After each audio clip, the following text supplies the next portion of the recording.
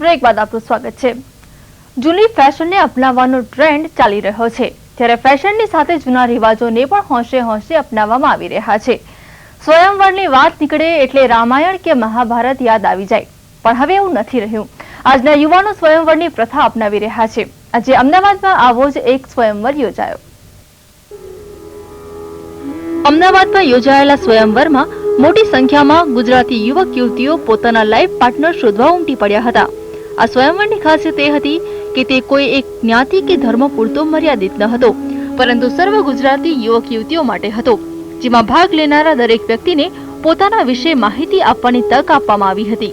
जब वो आते हैं तब वो ये देखते हैं कि हमारे ही कास्ट में होना चाहिए, लेकिन जब वो आते हैं और दूसरे लड़के और लड़कियों को देखते हैं दूसरे कास्ट के और उनको अगर समझ में आती है बात तो वो मिलजुल मिलजुलने के बाद डिसाइड करते हैं कि ये लड़का या लड़की के साथ मैच मेकिंग करना चाहिए या नहीं। बाकी कास्ट पर रिस्ट्रिक्ट नहीं करते उसके बाद लोग। કહેવાય છે કે જીવનનો સૌથી મહત્વનો નિર્ણય હોય તો તે જીવનસાથીની પસંદગીનો છે, એટલે જ જીવનસાથીની ઝંખના કરતા 200 થી વધુ યુવાનોએ પોતાના જીવનસાથીને શોધવા સ્વયંવરમાં ભાગ લીધો।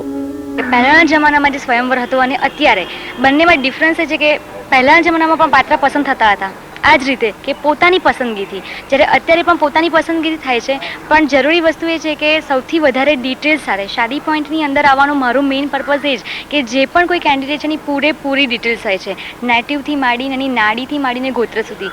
સારું પાત્રની શોધમાં આવ્યો છું હું અહીંયા, જે કલ્ચર્ડ હોય અને જે મારા ઘરમાં એટલે કે અમારા ઘરના સાથે મળી શકે એટલે મનમેળ થાય એ રીતે સારું લાઈફ પાર્ટનર શોધમાં આવ્યો છું। સ્વયંવરમાં આટલા મોટા પ્રમાણમાં ધસારો જોયા પછી કહી શકાય કે યુવક યુવતીઓ પોતાના મનના માણીકરની પસંદગી માટે આ વિકલ્પને અપનાવતા થયા છે। ઝી ગુજરાતી સમાચાર માટે અમદાવાદથી રશ્મિ મુનશી। ઝી ગુજરાતી સમાચાર અંગે આપ આપના પ્રતિભાવ, સલાહ, સૂચનો અમને ઈમેલ કરી શકો છો। અમારું ઈમેલ એડ્રેસ છે zgujarati@zeenetwork.com। સમાચારમાં અત્યારે તો બસ આટલું જ। નમસ્કાર।